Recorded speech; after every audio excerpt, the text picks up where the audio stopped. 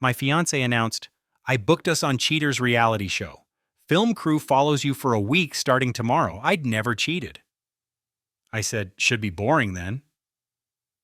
Then I called the show, volunteered her phone records instead, and they found her affair. When the cameras showed up and surprised her with her side guy, I, 35 male, was making breakfast when my fiancée walked in with her phone, grinning like she'd won the lottery. Guess what I did? 3 years together, 8 months engaged, wedding in 4 months. I should have known that smile meant trouble. "What?" I said. "Remember that show Exposed? The one that catches cheaters?" My stomach dropped. "Yeah, I signed us up."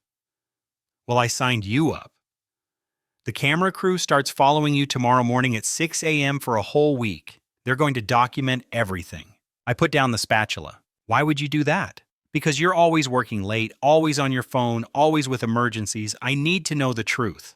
"The truth is, I'm a project manager at a software company. Late nights happen. You've known this since we met." "Well, now I'll have proof you're not cheating, or proof that you are. Either way, I'll know." She was so pleased with herself, literally bouncing. "The crew starts at 6 a.m. tomorrow. They follow you everywhere for 7 days. Then we film the big reveal episode where I get to see all the footage." I stared at her. "You're serious?" "Dead serious. I already signed the contracts. They're locked in." Something clicked in my brain. People who accuse you of cheating out of nowhere are usually projecting. "Should be boring then. I don't cheat." "We'll see." She actually giggled, then left for her Saturday morning yoga class. I stood there for maybe 2 minutes. Then I Googled the production company, called the number, and got a receptionist. "Hi, my fiancé just signed me up for your show Exposed. I'm supposed to be followed starting tomorrow." "Oh yes, we have your case file," she said. "She submitted evidence of suspicious behavior, very concerned about infidelity." Here's my question. If she can sign me up to be investigated without my knowledge, can I sign her up the same way? Pause. That's an unusual request? I'll volunteer everything, my phone, my computer, my work schedule, my emails, complete transparency, but I want the same for her. Fair's fair, right? Hold on. She put me through to a producer, a guy named Rick. "This is Rick. You want us to investigate your fiancée instead? In addition to, she wants to catch me cheating. I've never cheated, but she's been acting weird for months. Defensive about her phone, new gym routine, yoga classes at odd hours. I think she's projecting." "Projecting? Accusing me of what she's actually doing." Silence. "If we found evidence of her cheating, would you consent to us filming the confrontation?" "Absolutely. Even if it airs on TV. She signed me up for TV. She gets what she signed up for." More silence. "We'll need her phone access." "She keeps her passcode in our shared notes app. Cloud backup too. I'll send everything, but I want this to be a surprise just like she surprised me." "This is highly irregular." "So is ambushing your fiancé with a camera crew. Check her phone. If I'm wrong, I look paranoid and stupid. If I'm right, you get better TV than following me to boring meetings all week." Rick laughed. "Send me the information. If we find something, we'll pivot the whole show." I sent him everything. Her phone passcode, her iCloud login, her car's GPS history, all of it. Then I texted her. "Hey babe, just FYI, I'm totally fine with the show. Nothing to hide. This will be fun." Her response, "See, that's what I wanted to hear. Love you." "Sure you do." That night, her phone buzzed while she was in the shower. Text preview on the lock screen from Danny Jim. "Thursday night, still good. My place at 10 o'clock. Thursday night, my actual late work night, when I'm genuinely at the office until 9 p.m. I took a photo of the text preview and sent it to Rick. His response, "Oh, this is going to be good." Update 1. The crew showed up at my place at 6 a.m. Sunday. 3 people, camera operator, sound guy, and Rick the producer. My fiancé was jittery, made them coffee, chatted about the show. "I'm so excited to finally know the truth," she said. Rick smiled at her. "Truth is definitely coming." Before we start, updated consent forms, legal requirement she signed without reading. I read every word. Lots of language about any party involved and evidence discovered during filming and right to air all footage obtained. The crew followed me around all day Sunday. Filmed me doing laundry, grocery shopping, watching football.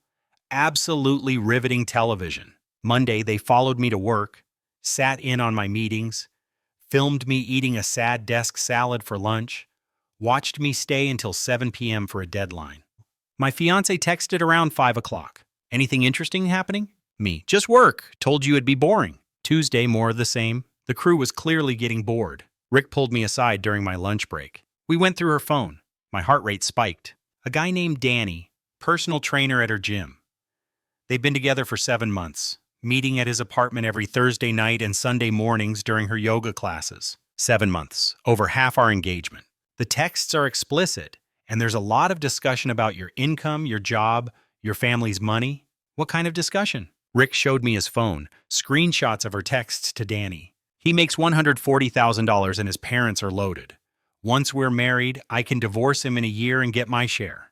I felt sick. There's more, Rick said. A lot more. We want to confront her Thursday night at Danny's apartment. You up for it? What's the plan? We tell her we're filming B-roll of you working late. She thinks you're at the office. We set up at Danny's place. When she arrives, we're waiting. She'll lose it. Yes, she will. That's kind of the point. Wednesday, the crew followed me through another boring workday. My fiancé texted, "They're finding nothing, aren't they, LOL?" Me, "I told you I'm boring." Her, "Well, the week is not over yet." Thursday came. I went to work like normal. The crew stayed behind to get establishing shots of our apartment. Around 9 p.m., Rick texted, "We're set up at Danny's. She's on her way. You coming?" Me, "Wouldn't miss it." I drove to the address. Apartment complex on the north side. Danny's place was on the second floor. The crew was set up in the stairwell with cameras. Rick had one camera operator actually inside Danny's apartment with him. Danny had no idea what was coming. "How'd you get him to cooperate?" I asked. Told him we're filming a fitness segment. He thinks he's going to be on TV showing off his training techniques. At 9:47 p.m., her car pulled into the lot. Rick handed me an earpiece. "You'll be able to hear everything when I give you the signal. Come up." I watched from my car. She walked up the stairs, knocked on Danny's door. He answered. Through the earpiece, I heard, "Hey, babe." Her, "Hey, come in." Then chaos. Rick and the exterior camera crew came around the corner. "We're here from Exposed. You two know each other pretty well, don't you?" My fiance's voice went shrill. What is this?" "This is the show you signed up for. The one that catches cheaters. Congratulations, you're the cheater." I didn't consent to this." "Actually, you did.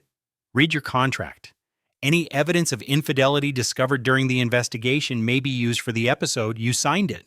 Rick texted me. Now, I got out of my car and walked up the stairs. The exterior camera swung to me. My fiancé saw me and went white. "What are you doing here?" "Surprise." "I called the show after you signed me up. Told them to check your phone instead. Guess what they found?" Danny stepped forward. "Bro, I swear I didn't know you two were—" "Shut up, Danny." Rick pulled out a tablet. "We have 7 months of messages, 312 texts between you two, 43 meetings at this location, and this is my personal favorite." He turned the tablet to show her the texts about my income, about divorcing me, about the wedding gifts. My fiancé started crying. "This isn't fair. You tricked me." "No, you tried to trick me. I just had the receipts. We can work through this. We're done. You have until Sunday to get your stuff out of my apartment." "You can't kick me out. It's my apartment, my lease. You're not on it." "Yes, I can." She turned to Danny. Tell him we're in love." Danny looked like he wanted to dissolve into the floor. I mean, look, I didn't know you were still getting married. You said you were leaving him." "I'm leaving him for you." Danny backed into his apartment. "Yeah, I don't think this is going to work out." He closed the door and locked it. My fiancé pounded on it. Daniel, open this door!" Rick was eating this up, both cameras rolling. She turned on me. "This is your fault. You're never home. You don't pay attention to me. You drove me to this. I drove you to plan a wedding while texting another guy about divorcing me for money. That's impressive driving. I love you. You love my salary. There's a difference." I walked away, got in my car, and drove home. Rick called 10 minutes later. "That was amazing television. The episode airs in 2 weeks. You're going to be very popular." "Great. I'm also going to be single. Better than being married to that."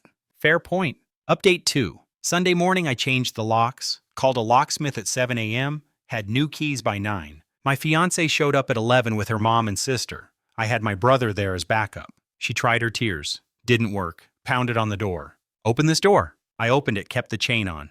"You have 3 hours to pack your stuff. That's it." Her mom pushed forward. "You can't do this. She lives here. She's not on the lease. This is my apartment. I'm allowing her to collect her belongings. That's all the law requires. She has rights." "Not to my apartment. She doesn't. 3 hours." I let them in. My brother stood by the door with his phone out, recording everything. My fiancé's sister immediately started. "You're such an—" She made one mistake. 7 months and 312 texts is one mistake? That's a lifestyle choice? My fiancé was crying, packing. Where am I supposed to go? Danny's place seems available. He won't answer my calls. Shocking. Her mom tried a different approach. Soft voice, tears. She's my baby. She's scared. Can't you find it in your heart to forgive her? No, she loves you. I pulled out my phone and showed her the screenshots. The texts about my money, about the divorce plan, about the wedding gifts. Her mom went quiet. Still thinks she loves me? More packing. Her sister kept trying to start arguments. I ignored her. At hour 2, my fiancé tried a different angle. Came over while her mom and sister were loading boxes. I'm sorry. Really, truly sorry. I was stupid and scared, and I made terrible choices. Can we please talk alone? No. You're not even going to try? You weren't trying when you were sleeping with Danny. You weren't trying when you were planning to divorce me? You were trying to trap me in a marriage for financial gain. That's not a mistake. That's fraud. It wasn't fraud. I did love you. I got confused about Danny and my money. Don't forget my money. That featured heavily in your texts. I never meant. My brother called from the door. Time's up. Finish loading. They took the last boxes. My fiancé stood in the doorway. You'll regret this when you're alone and you realize what you threw away. I'm not the one who threw this away. You are? Goodbye. I closed the door and locked it. My brother and I fist bumped. That was intense. That was necessary. The next week was chaos. She started texting from different numbers. I blocked them all. Her mom called my parents. That went poorly for her. My mom is protective of her kids. According to my dad, the conversation went, her mom, your son is being cruel and heartless. My mom, your daughter cheated on him for 7 months and planned to marry him for his money. Her mom, that's not, she was going to therapy. She was working on herself. My mom, she was working on someone named Danny at his apartment every Thursday. Her mom, you people are all horrible. My mom, your daughter is a gold digger and a liar. Have a blessed day. Love, my mom. Wednesday, my fiancé showed up at my office. Building security called me. There's a woman in the lobby claiming to be your fiancé. She's demanding to see you. We're not engaged anymore. Please escort her out. She's refusing to leave. I came down. She was crying in the lobby, making a scene. Please, just 5 minutes. Let me explain. There's nothing to explain. You cheated. You plan to use me. It's over. The show airs tomorrow. Please call them and stop it. I'll do anything. You signed the consent forms. I can't stop it. You did this. You could have just broken up with me quietly. You didn't have to make it public. You made it public when you signed us up for a reality show. You just thought you'd be the hero of the story. Surprise. Security escorted her out. My boss called me upstairs. What was that about? I explained everything, showed him the texts, the timeline. He leaned back. Damn. Good thing you found out before the wedding. Yeah. Take the rest of the day. Get your head straight. Episode airs tomorrow, right? Yeah. Probably going to be a lot of attention. You okay with that? Have to be. Thursday night, the episode aired. I watched with my parents and brother. It was brutal. They showed everything. The boring footage of me working, her texts to Danny about my money, the Thursday night confrontation, Danny shutting the door in her face, her pounding on his door. The best part? They found more texts. Ones Rick hadn't even shown me. Her to her best friend. I'm going to milk this marriage for everything. His family has money, and he's too stupid to make me sign a prenup. Easy target. Her to Danny. 2 more months until the wedding. Then I just have to wait a year. California law means I get half of everything earned during the marriage. His promotion means $160,000 salary. Half of that for a year is $80,000 in my pocket, plus the 401k split. I'm looking at $150,000 minimum. My dad muted the TV. She really said all that. Apparently, my mom was crying. Oh, honey, you could have... I know, but I didn't, and now I'm free. The episode went viral. Over 1 million views online in 3 days. Comments were savage. Play stupid games, win stupid prizes. She really thought she was slick. Danny closing the door is the funniest thing I've ever seen. My phone was exploding. Friends, old co-workers, people I hadn't talked to in years. Everyone had seen it. My fiancé tried calling from another new number. I answered this time. What? My life is ruined. Everyone knows. I can't go anywhere without people recognizing me. I lost my job. You lost your job? They said having public moral scandals reflects poorly on the company. This is your fault. No, this is your fault. You cheated. You planned to use me. You signed up for a TV show. These are consequences of your actions. I hope you're happy. I'm getting there. I hung up and blocked that number too. Update 3. Final. The episode aired 6 weeks ago. Life has been different. My ex completely imploded. According to mutual friends, who are now just my friends, she's moved back home with her parents. Can't find work because she's the first result when you Google her name. The clip of Danny closing the door on her has 3 million views on TikTok. She tried to sue the show. Her lawyer told her she had zero case since she signed extensive consent forms. She tried to sue me for orchestrating her public humiliation. That got dismissed in 10 minutes. The judge literally said, "You can't sue someone for the consequences of your own freely chosen actions." Her mom sent a cease and desist to my parents, demanding they stop slandering her daughter. My dad's lawyer sent back a letter that basically said, "Truth isn't slander, have a nice day." Danny lost his job at the gym. Apparently that guy from the cheating show isn't great for business. Last I heard, he moved to another state. My ex tried to follow him there. He got a restraining order. The irony is delicious. The ring became a whole saga. It was $6,200. She refused to return it. My lawyer said I could pursue it, but it would cost more in legal fees than it was worth. I told him to send one letter demanding its return within 30 days or face small claims court. She sold it on Facebook Marketplace for $3,500 and sent me a photo as proof she didn't have it anymore. My lawyer included that in our file. Pretty sure that's going to hurt her if we ever end up in court again. Work has been surprisingly good. Got promoted 2 months after the episode aired. $18,000 raise. My boss said the whole situation showed grace under pressure and good decision-making skills. Who knew being publicly cheated on would help my career? The TV show wanted me for a Where Are They Now special. I declined, had my 15 minutes, don't need 30, been on some dates. It's weird. Women either think the whole thing is hilarious and I'm brave, or they think I'm vindictive and went too far. No middle ground. No. Met someone at a friend's barbecue last month. She'd never heard of the show. When she Googled me later and found it, she texted, "Just watched your episode. Your ex is insane. Want to get coffee?" We've been seeing each other for 3 weeks, taking it very slow. She thinks the whole thing is wild but appreciates that I protected myself. We'll see. My therapist, yes, I got one, says I have justified trust issues but good boundaries. I'll take it. The wedding venue kept our $3,000 deposit. My ex demanded I pay her half since she contributed to wedding planning.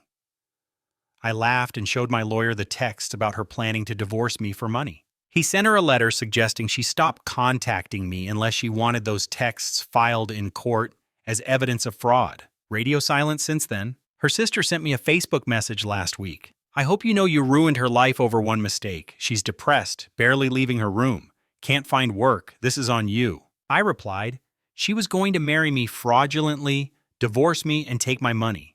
She didn't make one mistake. She made hundreds of calculated decisions over 7 months. What happened to her is what happens when you treat people like ATMs block me or I'll block you. She blocked me. Honestly, some days I feel bad. She's a human being who's suffering. But then I remember the texts, the planning, the casual way she discussed using me, and I stopped feeling bad. She wanted to catch me cheating so badly that she volunteered us for reality TV. Never occurred to her to check herself first.